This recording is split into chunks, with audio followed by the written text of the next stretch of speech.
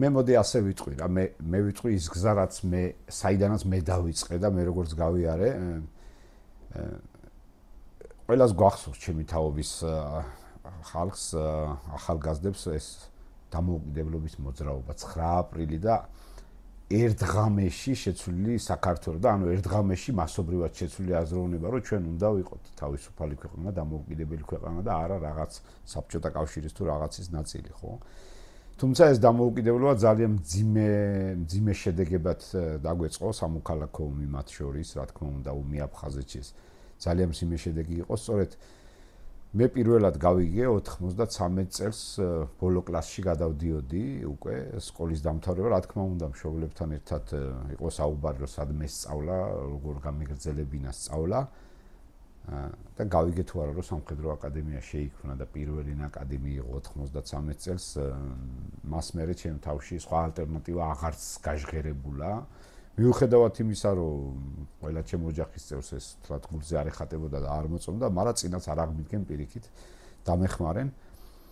16 წლის ვიყავი, როდესაც ჩავაბარე სამხედრო აკადემიაში და ფაქტურად გავხდი შეიარაღებული ძალების წევრი, ხო? რა იყო ახლა ვიღაცამ რომ მეკითხება და მე ბევრჯერ მიკითხია ჩემი თავისთვის ეს, ხო? აი ძალიან ნათლად მახსოვს, შეიძლება ბევრი რამე დამავიწყდეს ცხოვრებაში, მაგრამ ძალიან ნათლად მახსოვს, რატო გავაკეთე ეს არჩევანი რა. ძალიან მძიმე ტყივილი იყო ჩვენ თაობისთვის აფხაზეთის ომი. ძალიან მძიმე ტყივილი იყო დამარცხება. ძალიან მძიმე სოციალური შედეგები მოიტანა. და რატოღაც მესმოდა და მჯერავდა, რომ თუ კი ჩვენ ხალხი ვისაც რაღაც ინტელექტუალური შესაძლებლობა გქონდა, ქვეყანა გვიყვარდა, რაღაცის შესაძლებლობა გქონდა, წავიდოდით ქვეყნის ჯარს ავაშენებდით, ქვეყანაში რაღაც ჩვენ წილს მივიღებდით.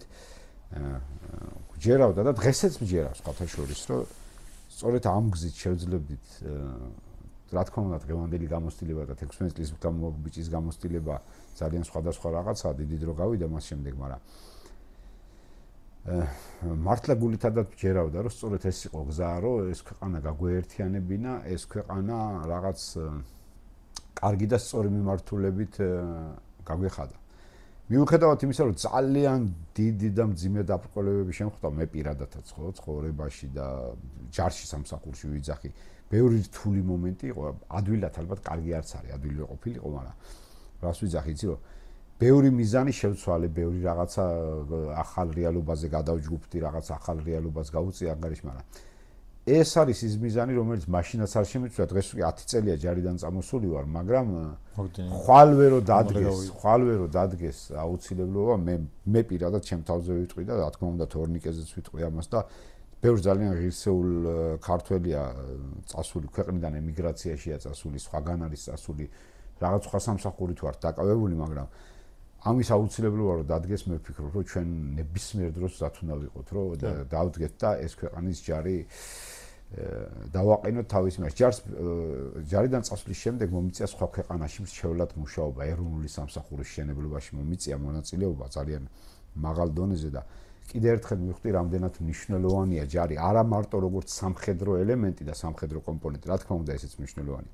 არამედ რამდენად მნიშვნელოვანია ქვეყნის და საზოგადოების გაერთიანებაში, სხვადასხვა მენტალობის ახალგაზრდების, სხვადასხვა გაგების ახალგაზრდების ერთ რაღაც იდეურ სივრცეში მოქცევაში, ქვეყნის სიყვარულის მიჩვევაში და ქვეყნის სამსახურის სწავლაში. ამიტომ მაშინაც ჯერავს, მიუხედავად ისა, დღეს სამსახურო დღესაც ჯერავს და ალბათ ეს არის ის ჩვენება, რომელსაც ალბათ არასოდეს არ შევცვლი. აი ეხლა რაც თქვა ბატონმა პოლკოვნიკმა, შენ სახსენეს ხო ჩვენს პირველ ეპიზოდში, რომ პირველ მივედიო, მრავალფეროვნება იყო, რამაც ბევრფერი იყო, ხო, ანუ ხასიათი, კულტურა, ანუ რაც საქართველოს ზოგადად ახასიათებს, ანუ არა ვარ ჩვენ რაღაც ერთი. ყველა კუთხიდან წამოსული ხალხი. ძალიან ხოდა ეხლა რასაც ამბობს, ძალიან იქ ვარ რა, რასაც იძახის, იმიტომ რომ მე რაღაცა პროფესია შენ ხო გადიხარ და ძალიან მოკლე ვადაში გამომდინარე იქედან რომ საქართველოს თვითონ თავის ძალების განვითარება ძალიან მოკლე დროში მოხერხდა. ჩვენვე იმ ქვედანაყოფებში ბრუნდებოდით ხელმძღვანელობად, სადაც გავიზარდეთ, სადაც ანუ აკადემიაში ხელშას თავის ისტორია აქვს, მე წანიში კარანტინის სერჟანტად, საიდანაც მე ლაშამ წავმიყვანა ისევ და ანუ ეს იმდენად პასუხისმგებლობით ბრუნდები რა, გუშინ აქ იყავი, დღეს დაბრუნდი და ეხლა შენ რაღაცნაირად შეცვალ, რაც არ მოგწონდა, აი ეხლა აქ ახარ და მიდი შეცვალე რა, ეგ იყო. და ძალიან ჩელენჯი არ მინდა დავარქვა, მაგრამ გამოწვევად იღებ ამ ყველაფერს და ქსიამოვნებს რა.